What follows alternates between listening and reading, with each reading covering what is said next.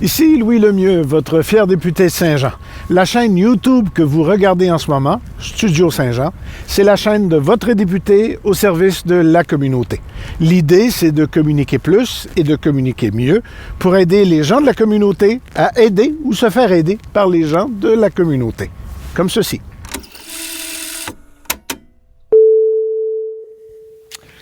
Ici Luc Archambault, bienvenue au Studio Saint-Jean.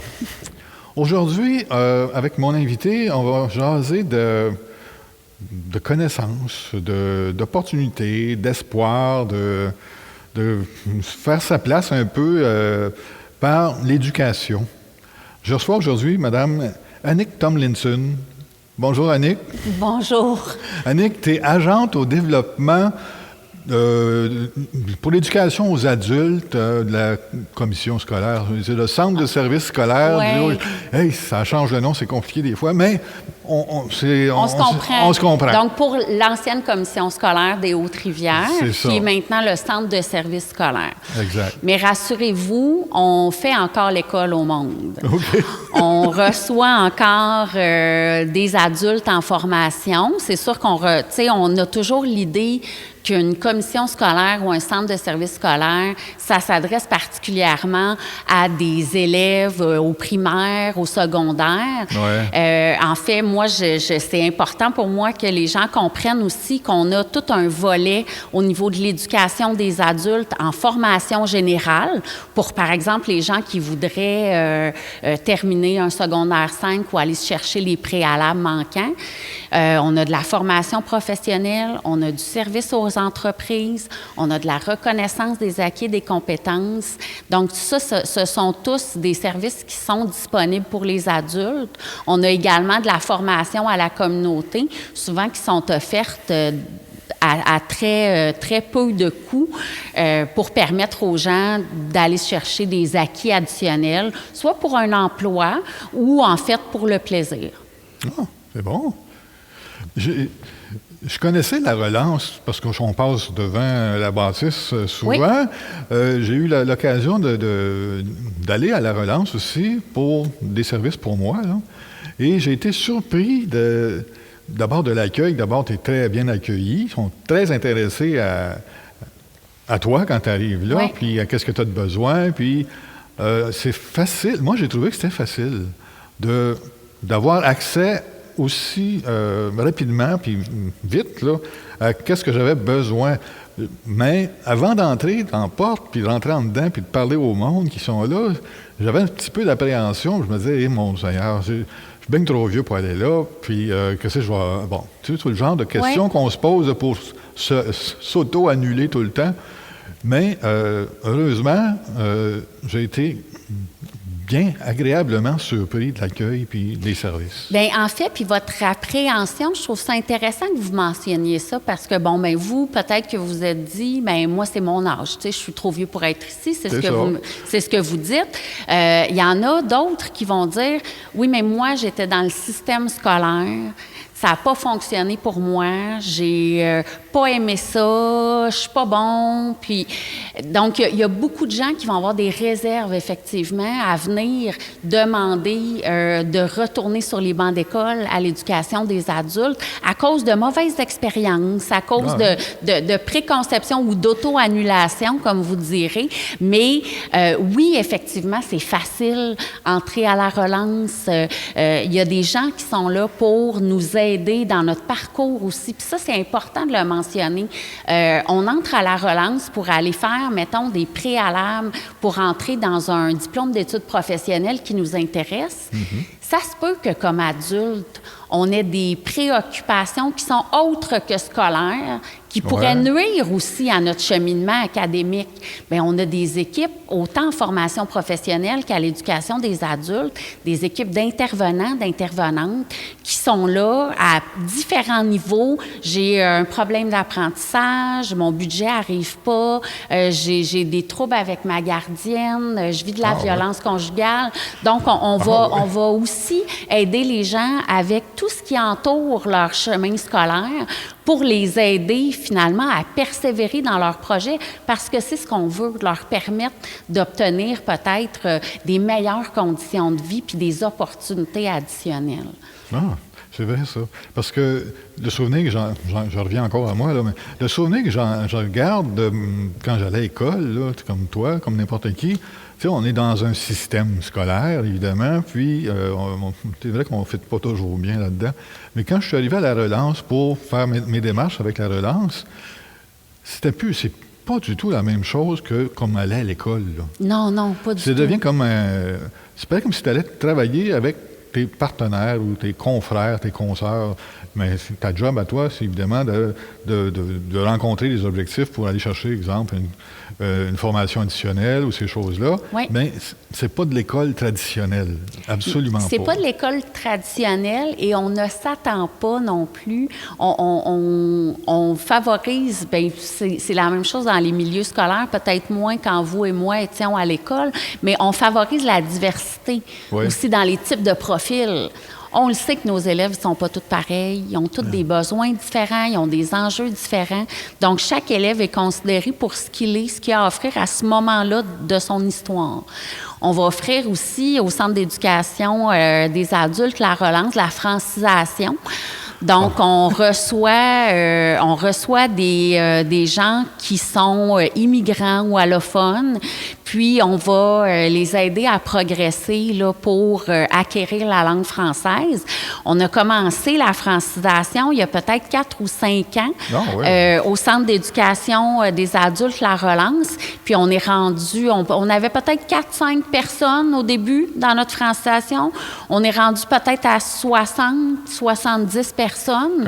Donc, on répond vraiment à un besoin dans la communauté. Puis ça amène une vie différente aussi dans l'école, d'avoir des élèves avec des cultures différentes et tout ça. Donc, très intéressant. Oui, je trouve que c'est pour y avoir goûté, je trouve que c'est une belle ajout à notre société, finalement, ce genre de service-là.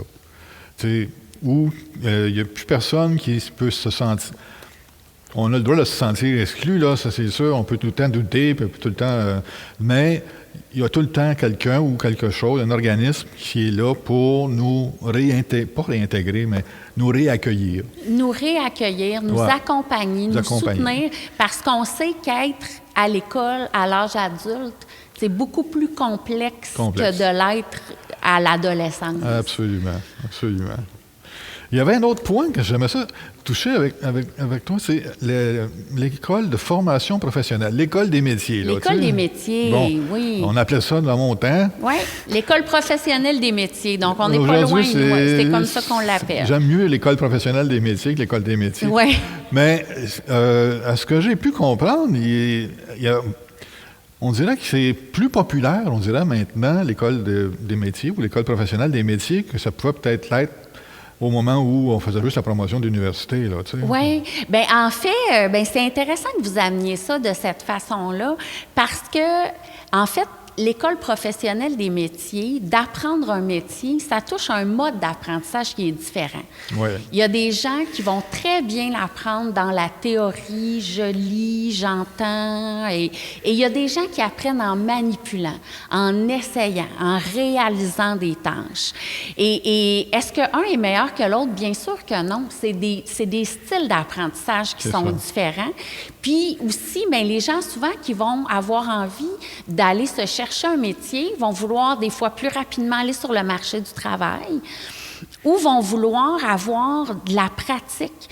Il y a un enseignant en soudage récemment qui disait « c'est pas parce que tu as de la misère en mathématiques au secondaire que tu vas avoir de la misère en mathématiques rendue dans ton programme en soudage, en dessin industriel, en télécommunication, en arpentage, parce que c'est des mathématiques appliquées.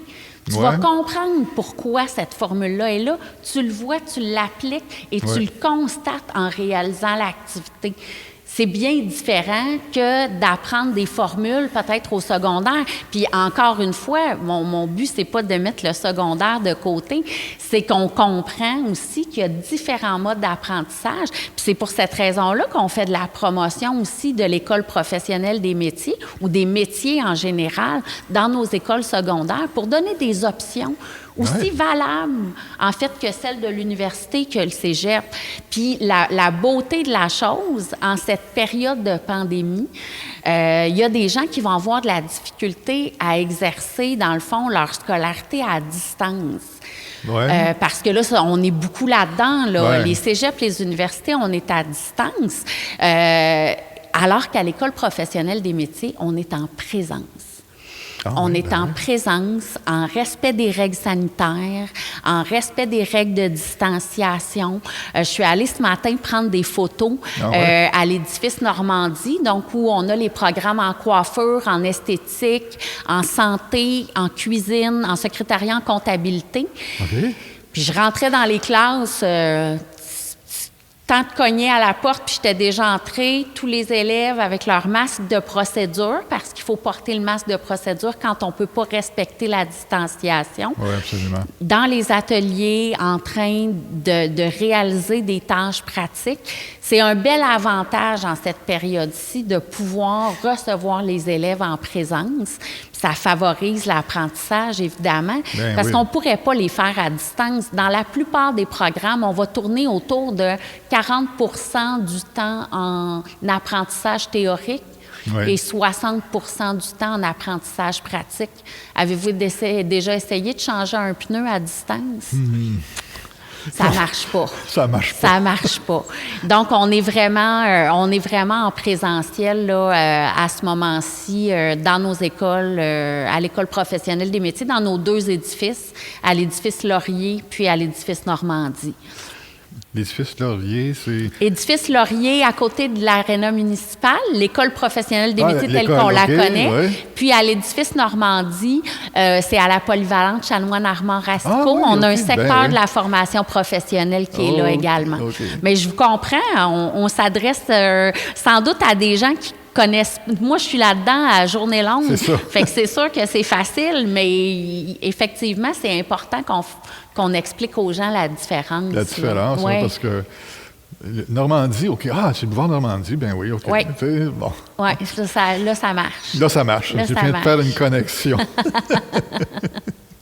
J'ai remarqué aussi que vous faites des vidéos, justement, des cours vidéo pour faire connaître, évidemment, la relance, tous les points, là, la mise à niveau, des connaissances, toutes ces choses-là, qu'on peut voir sur, je pense que c'est sur Facebook. Sur Facebook. Oui. Donc, les gens, pour se donner une idée, se mettre l'eau à la bouche, peuvent aller voir évidemment ces vidéos-là. En fait, ces deux vidéos-là, on explique un petit peu ce que c'est. Nous, c'est sûr que dans le milieu scolaire, on parle du TDG puis de l'AENS. On parle en parabole, nous autres. Alors, le TDG, c'est le test de développement général. Ça va prendre ça pour aller sur la construction, par exemple, entrer dans les bassins de construction. Quelqu'un qui aurait un secondaire 2 devrait aller chercher un test de développement général pour pouvoir entrer dans les bassins. Il va servir de préalable dans certains dans certains DEP où, en fait, on va utiliser le TDG plus des préalables spécifiques, mais tout ça est expliqué. Puis l'AENS, ben c'est la fameuse équivalence de niveau de scolarité qui est maintenant acceptée presque comme un équivalent du secondaire. C'est un équivalent du secondaire. Par contre, le seul endroit où ça ne sera pas accepté, c'est au collégial. Si tu vas où là, ça prend le DES. Ça prend la vraie affaire. Exact. Mais oui, c'est intéressant d'aller sur la page Facebook du Centre d'éducation des adultes La Relance ou encore celui du Centre de services scolaires pour aller voir ces vidéos-là, vraiment comprendre la différence entre le test de développement général puis l'AENS, puis voir de quelle façon ça peut répondre peut-être à un besoin de gens dans la communauté. Là. Absolument. C'est parce que, tu sais, entre entrer dans une bâtisse puis demander, puis s'asseoir dans ton fauteuil puis regarder sur Internet qu'est-ce qui est disponible, je trouve que c'est comme une forme de prééducation à la clientèle, si on veut. Puis, OK, d'abord, ça m'encourage à aller voir, à aller faire le pas pour y aller. Parce qu'en quelque part, c'est pas nécessairement simple pour le monde, peut-être, je parle pour moi, peut-être encore une fois, de faire une démarche dans ce sens-là. Mm-hmm. Bien, puis ce qu'il faut savoir, c'est qu'en fait, puis c'est la raison pour laquelle j'essaie avec mon équipe de faire des vidéos, de mettre des trucs en ligne, de répondre à des demandes d'entrevue, parce qu'en fait, c'est tout du vrai monde qui travaille dans ce centre de service scolaire-là qui a l'air bien épeurant. Donc, c'est important de comprendre quelqu'un qui voudrait se réorienter. On a un service à la commission scolaire qui est complètement gratuit, où on a des conseillères d'orientation qui vont suivre les gens pour leur donner un coup de main, soit pour un retour en formation ou un retour sur le marché du travail. Donc ça, c'est un service qui est offert. Ensuite, on a la reconnaissance des acquis et des compétences. Par exemple, Monsieur Luc, vous avez appris le soudage sur le tas. Vous avez 20 ans d'expérience. Bien, ce qu'on peut faire, mais vous vous dites, si j'avais mon diplôme, peut-être que ça m'aiderait à me trouver un emploi. Ouais, en soudage, peut-être pas, parce qu'il y a une pénurie de main-d'œuvre, mais vous voulez aller chercher votre diplôme, mais à ce moment-là, je vous fais rencontrer la personne responsable de la reconnaissance des acquis et des compétences, où on va évaluer où vous en êtes dans vos savoirs, puis dans les compétences que vous maîtrisez. Puis, s'il manque des compétences, on vous réintègre dans certaines compétences juste pour une mise à niveau. Puis, à ce moment-là, bien, quand on vous octroie votre diplôme, vous avez exactement le même diplôme que si vous aviez fait les, je ne sais pas, 23 compétences du programme. Puis, il n'est pas écrit sur votre diplôme obtenu par reconnaissance des acquis. C'est la vraie affaire qui est délivrée par le ministère de l'Éducation. C'est bon, ce point-là, parce que tu as beau exercer un métier, comme tu disais, pendant plusieurs années, avec les connaissances que tu avais acquises ou que tu as acquises sur le tas, ou, tu as eu peut-être une formation au début, mais toutes ces connaissances-là continuent de s'améliorer dans le temps. Toi, si en allant, exemple, demander de mise à niveau, tu viens d'avoir accès à ce complément d'information-là que tu n'avais pas, en fin de compte, à cause, même si tu étais bien bon dans ce que tu faisais, il te manquait des nouvelles connaissances. Oui, bien, un bel exemple de ça, c'est les gens qui travaillent en technique d'usinage, nos machinistes. Ah, mon Dieu. Nos machinistes qui ont appris à travailler sur des machines conventionnelles, où ils pensent pour la machine, ils vont installer leurs axes puis pour machiner leurs pièces. Il y a eu l'avènement du contrôle numérique. Ça se peut qu'on ait un machiniste qu'on dit conventionnel qui ait envie de s'en aller dans le numérique. Mais toute la portion, on en fait encore du machinage conventionnel à l'École professionnelle des métiers. Pourquoi? Parce que c'est important de comprendre comment la machine pense. Comment elle travaille, c'est la base. On n'apprendra pas à quelqu'un à courir avant qu'il apprenne à marcher.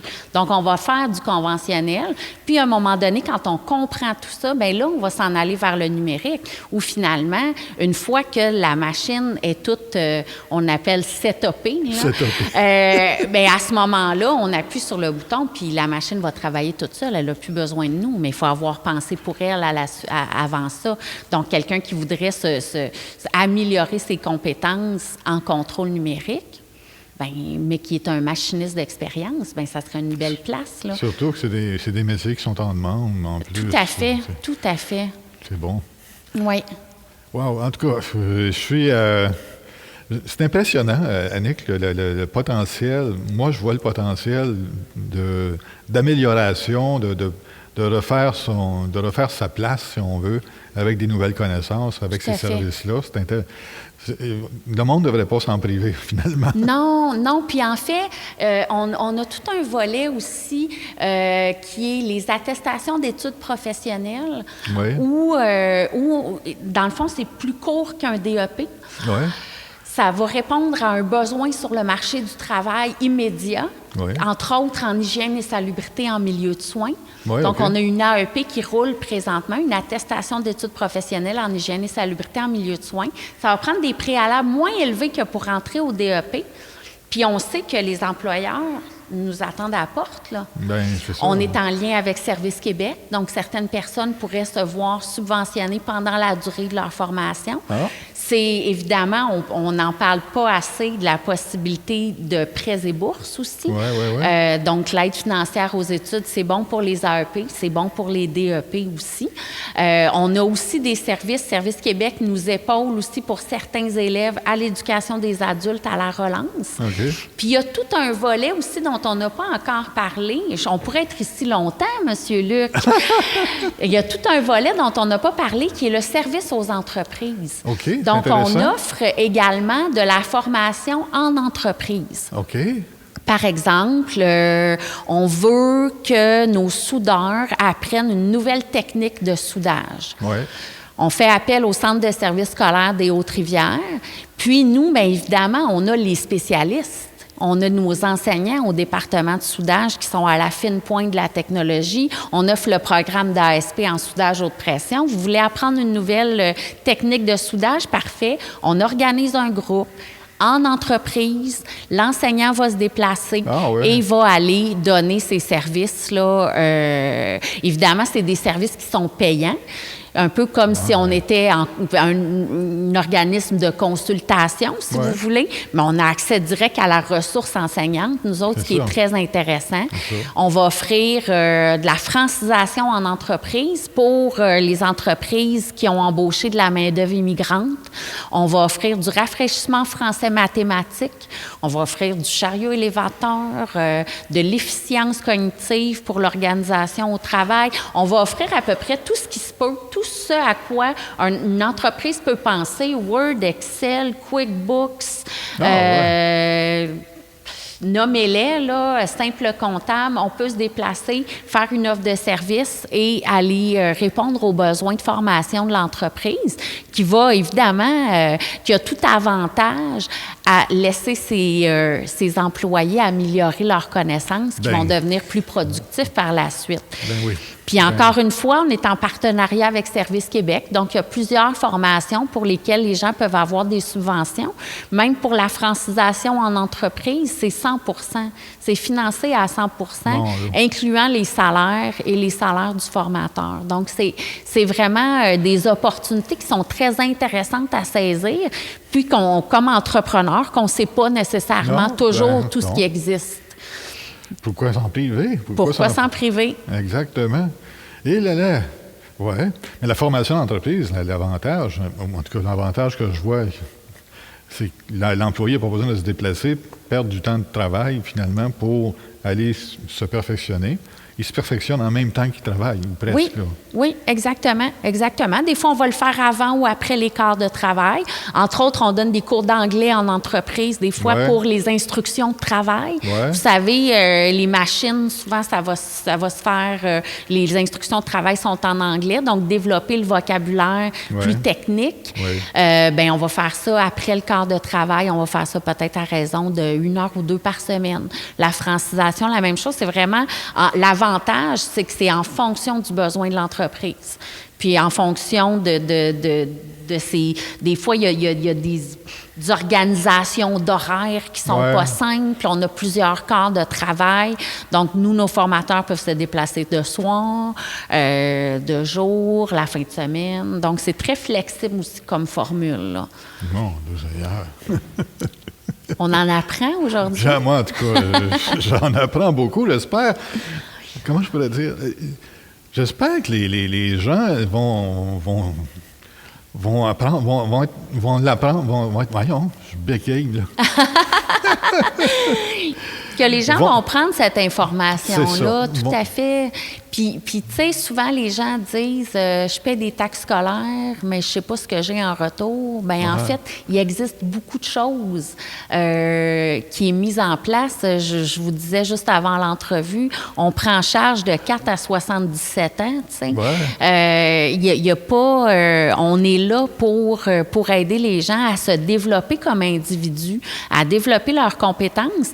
Puis on sait que la formation, puis les opportunités de travail aussi, ça reste centrale pour le développement de l'identité d'une personne. Là. Absolument.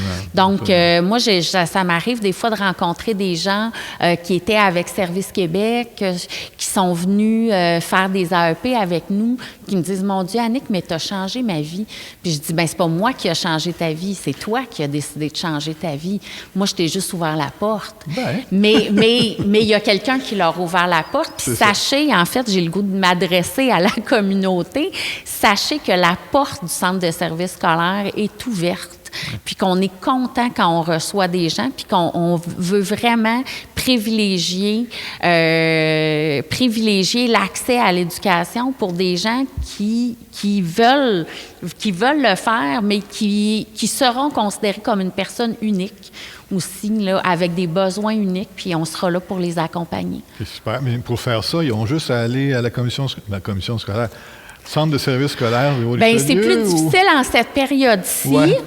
Moi, je vous dirais, en fait, je vous donnerais les coordonnées au secrétariat du Centre de services scolaires à l'éducation des adultes et à la formation professionnelle. Okay. Est-ce que vous voulez que je les donne ou on les affichera, dans le fond?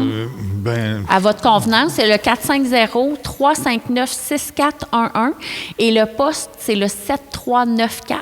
Okay. Vous aurez la chance de parler avec notre dynamique Lucie qui va être en mesure de bien vous diriger là, par rapport aux besoins que vous avez. Puis souvent, quand je suis pas trop loin, là, si je l'entends qui se fait poser des questions, je dis, bien, transfère-le-moi. Là, je vais prendre le temps de répondre à la personne. Merveilleux. Annick, ça a été...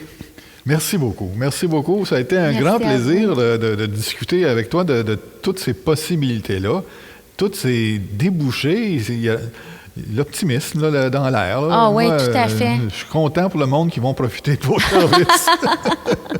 Ce sera avec plaisir. Merci beaucoup. Puis appelez. Vous ne serez pas déçus. Vous ne serez pas déçus.